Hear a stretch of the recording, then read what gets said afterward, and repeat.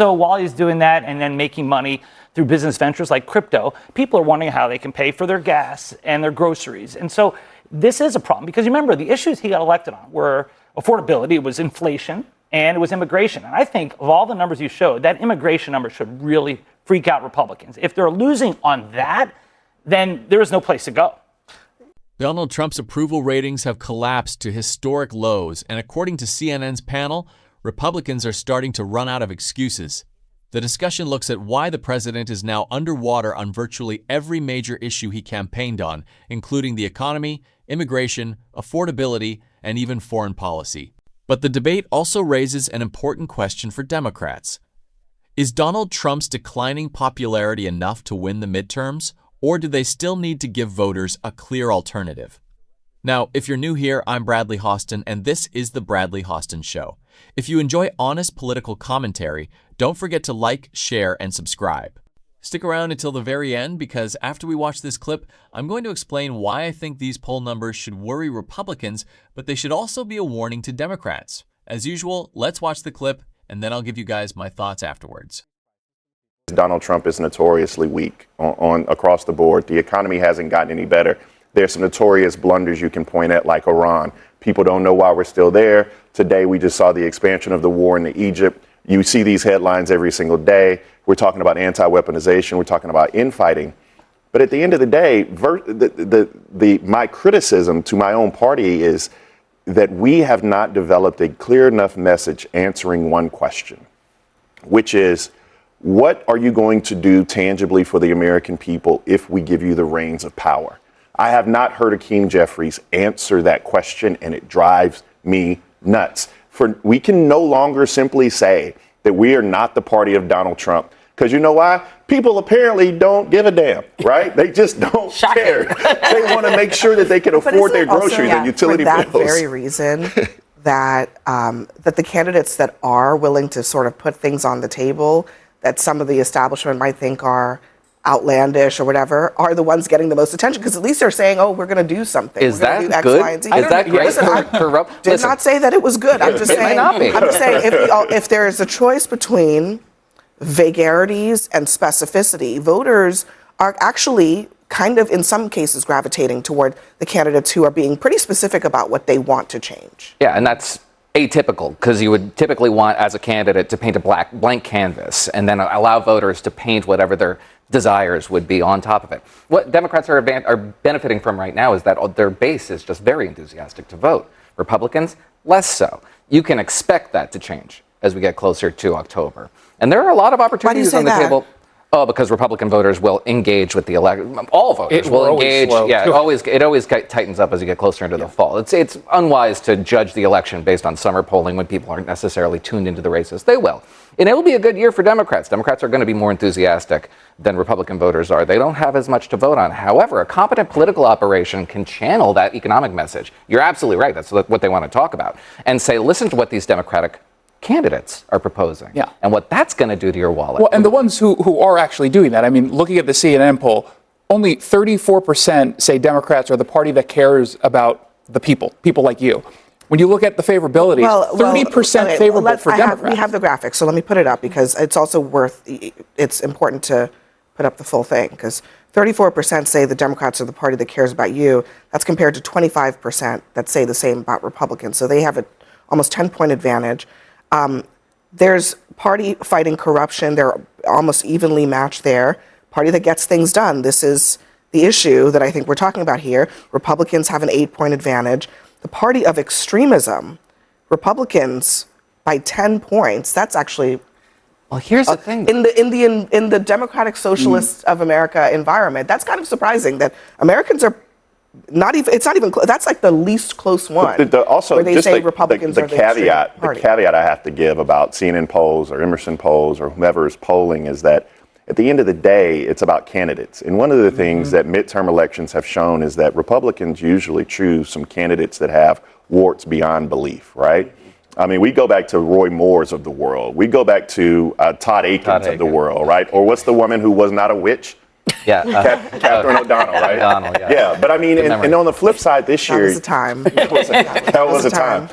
But this year, you have people like John Ossoff. You have You have in North Carolina the former governor of North Carolina, Roy Cooper. You actually have Josh Turek in Iowa. You have Sherrod Brown, who are not out of touch with mainstream, who are talking about the issues that you're talking about. So when it drills down to candidates, I do think that we've done a good job across the board, even in some House races, of getting very good candidates, irrespective of what the national mood may play. But what is the model that you just described, the Todd Akin model, the nationalize the race model? It is to make that guy emblematic of the party and compel all these other nominees who have nothing to do with them to get on the record about that guy.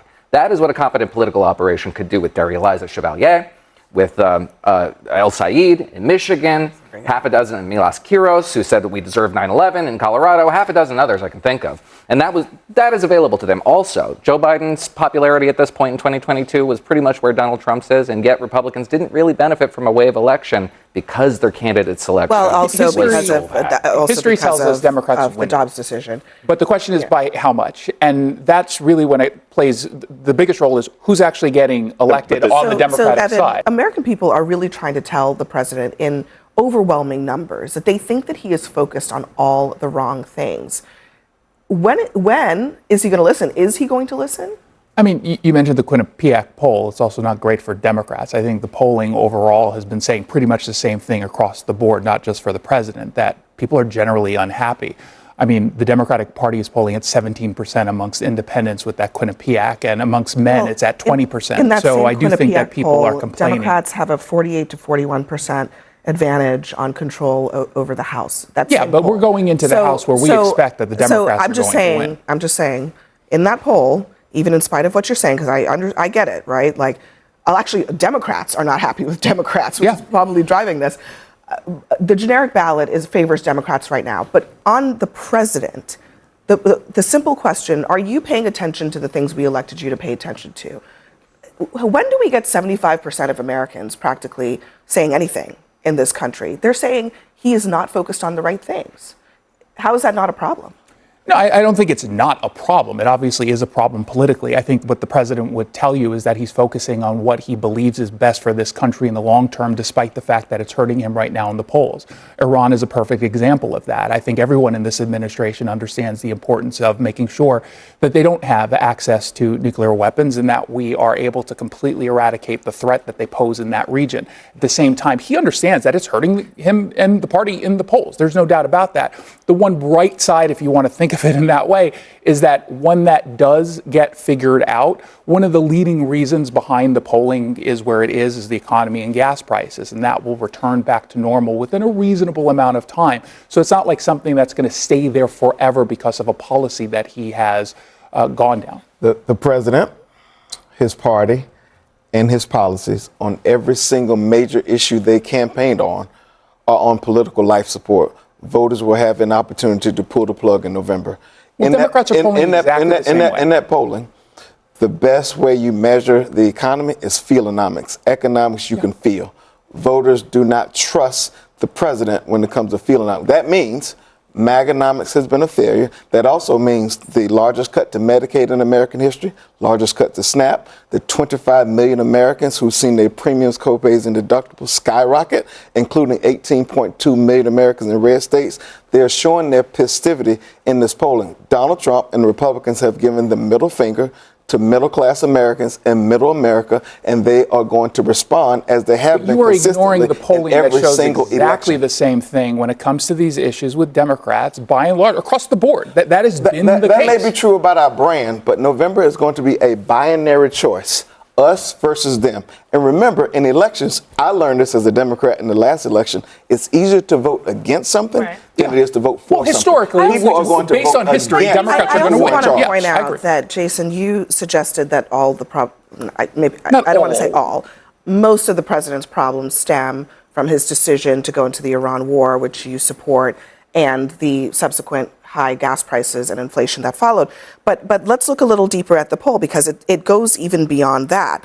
On trade, he is underwater, 21%. Immigration, underwater, 17%. Foreign policy, generally, underwater, 28%. So it's not just, I mean, they are unhappy about the Iran war, for sure, Lydia, but it's not just that. It's really literally every agenda item, including Immigration, which is supposed to be a strong suit of his. 61% of Americans disapprove. Yeah, well, I mean, this is certainly a warning letter to Trump. And I think in the last few weeks, we've seen he focused on election integrity, which is a little bit better for him. I think he's trying to sort of reposition himself on some of these issues, certainly pushing the Trump accounts, the messaging around that. That's been a huge focus for the White House. But look, I'm not going to be Pollyannish here and say everything's fabulous. I think obviously the midterms is going to be a moment where people have to make a decision. I also am aligned with Jason that I don't think this is some sort of love letter to Democrats. But it is striking to me that one criticism of President Trump has been that he's all about whatever is best for him politically. And I guess for better or for worse, Iran was something that he knew was not going to be popular. A lot of Republicans are sort of regretting that decision that he made, but he's obviously doing that because he sees it as the right thing for him to do. But he got into that war telling us it would be 4 or 5 weeks. We're now months into this war with 18 dead American soldiers. He has no polling plan. reflects that, yeah. This isn't about polling. This is about what's really happening. He has no plan to get out. Obviously, no one wants Iran to have a nuclear weapon, but we were told as Americans twice that we had obliterated their arsenal for a nuclear weapon. Then we were told we obliterated their military to only a few weeks later have soldiers killed by missiles they fired. Americans it's not about a poll, it's about the fact that we're in a war led by a man who promised no forever wars, and he has no plan. So Dave, to add to the mountain of problems, right? The president has also been very involved in a lot of personal vendettas. Mm-hmm. He's enriched himself greatly in the last 18 months. And 64% of Americans say that when it comes to pursuing his personal business interests while serving as president, Donald Trump has gone too far. There's kind of this sense, when I talk to Republicans on this show and elsewhere, that, it's just all baked in the cake. They know he's a rich guy. But I don't know. I mean, those numbers seem to suggest that Americans don't like it. It leaves a bad taste in their mouth. Yeah, corruption's going to be a big issue in the midterms. And you can attach it to affordability, which he mocks. Mm-hmm. And then at the same time, he is putting his name on the Kennedy Center and the airport. I flew up today from DJT International Airport, formerly known as Palm Beach International Airport. Don't make me sick to my stomach. It's a controversial thing amongst a lot of people. And so while he's doing that and then making money through business ventures like crypto, people are wondering how they can pay for their gas and their groceries. And so this is a problem because remember, the issues he got elected on were affordability, it was inflation, and it was immigration. And I think of all the numbers you showed, that immigration number should really freak out Republicans. If they're losing on that, then there is no place to go. Well, let's also get a better understanding of what it even means when we're talking about immigration in this context, because I think if you were to poll specifically about the fact that we actually have a closed border now and people aren't coming across illegally, across the board, Democrat or Republican, would say that's not a good thing. That's not what Americans see. Americans see the $70 billion slush fund Republicans gave to ICE, and they see people being murdered. There's not a single American who was polled there that was pointing directly to that. I guarantee you. They're talking about. Think about the conversations. Think about the conversations we have when it comes to immigration right now in this moment. It's ICE killing people in cold blood in the streets on camera. It's little kids being arrested. It's people showing. No, it did happen. You're talking. No, you're interpreting certain instances in which people have been killed. There's no doubt, but this idea that they're being murdered in cold blood. Renee Good and Alex Preddy almost ran over an ICE agent, which we all saw on What do you call the 2 Minnesota incidents? If you want to point to certain, I'm not suffering from anything. No, I think you might be suffering with a serious case of diabetes if you do not think that Americans do not see people being killed in cold blood by ICE. That's why being American killed in cold blood, I think, is rejected by the American people. I think that's not what polling says. Polling says something different. So, look, there's no question that people are still feeling pain from elevated gas prices. War and conflict are, by definition, inflationary. There's no question about that. We have Kevin Warsh as the new Fed chair with the first rate announcement under his administration coming tomorrow, expecting, by the way, that the Fed will hold pat, not raise rates, not lower rates. And there is, unfortunately, Abby, there's a little bit of a lag between corporations doing well, which is important for the economy and the GDP, and consumers, people, to feel the benefits of that. It doesn't happen overnight. We need a little bit better messaging in that regard, because the president is 100% correct. The economy is doing very, very well. GDP is doing well. Inflation is getting in check. It's going in the right direction. Or is it a reality problem? I think it's a messaging problem, because there, as I said, there is a lag, and I don't want to get into a have and haves not Wall Street, Main Street thing, but some people would argue that it has been completely decoupled. That we are in an economy in which corporations have been doing really, really well for a long time, and regular people are not. 100%. And your whole point about better messaging is exactly why the Republican Party is cooked. Because it's direct actions of this president that has made things more expensive. Getting rid of ACA subsidies directly led to a 26% increase in healthcare premiums. Getting rid of clean energy projects led to a 13% increase in energy bills. You're seeing this all across. Why would you go put tariffs on a country like Canada that we had free trade with? That resulted in farmers having to pay 13% more on their inputs, which led to more farm bankruptcies in the first quarter of last year than all of the previous year combined. The reality is there are direct actions of this president that's increased prices for the people of this country. So go and brag about Wall Street doesn't take the fact that the people of America are the ones that are suffering under the policies of this president. When you go to the lowest common denominator and do a Wall Street, Main Street narrative and haves and have-nots narrative, but these are direct policies. I cited direct policies. I'm sorry. Well, ACA subsidies, on the tariff issue, all those things let me play what the president said when he was asked about tariffs this morning. Are you worried that the tariffs that you put forward over the last couple of days will hurt the economy as they adjust in bringing manufacturing home? No, because it's bringing hundreds of billions of dollars. It made the country rich, and I stopped 8 wars. I would say 5 of them because of tariffs. These tariffs, it's the greatest thing, and only the really smart people or the people that are non-political and that get it talk about it. He doesn't have common sense. I mean, I don't know. If you're a conservative, you understand the mechanism by which tariffs work.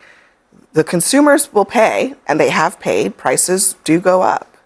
Yeah, and you know who's paid way more than these latest prices are the Midwesterners who have had our factories shuttered, who are now suffering deaths of despair at rates we've never seen before. I'm from the Midwest. I'm from the Quad Cities area. We've had factory after factory closed down. What about the farmers in the Midwest who are dealing with tariffs as well? But what about the farmers in the Midwest who also have been paying the consequences of these tariffs? But what I'm telling you is do they matter too? Getting rid of these tariffs have obviously led to a decline in the American working class. During COVID, we had toilet paper shortages because we don't make things anymore. I hope you understand that private sector spending to build new manufacturing facilities is down ever since Donald Trump has been in office. So your own argument is just simply not accurate. I would love to see those facts and figures, but what I want to tell you, Isaiah, industrial America is suffering as well. So there were a few things that really stood out to me in that discussion. First and foremost, Donald Trump can no longer blame Joe Biden for everything that's happening. At some point, the American people judge you based on your own record, and that's exactly what's happening now. CNN's polling, along with several other national polls, all point in the same direction. Americans simply aren't happy with where the country is right now. Now, Republicans will say, well, Democrats aren't popular either. And that's absolutely true. But elections aren't always about voting for the party you love. Sometimes they're about voting against the party that's currently in power. And if these numbers continue heading in this direction, Republicans should be very, very concerned. The second point is something that I've been saying for months now. Donald Trump promised Americans that inflation would come down quickly, that the economy would improve, and that people would have more money in their pockets. Instead, the conversation today is still about people struggling to pay for groceries, struggling with utility bills, struggling with healthcare costs, and asking why America is still involved in another conflict overseas. For me, though, the biggest takeaway is simple. Donald Trump was elected largely because voters believed he'd improve their everyday lives. If the majority of Americans now believe he's focused on the wrong priorities, that's not just a polling problem, that's a governing problem. Let me know your guys' thoughts down in the comments section below. Do you think Donald Trump's approval ratings recover before the midterms? Or do you think Republicans are heading for a very difficult election? As usual, don't forget to like, share, and subscribe for more news commentaries. I'll see you guys in the next one.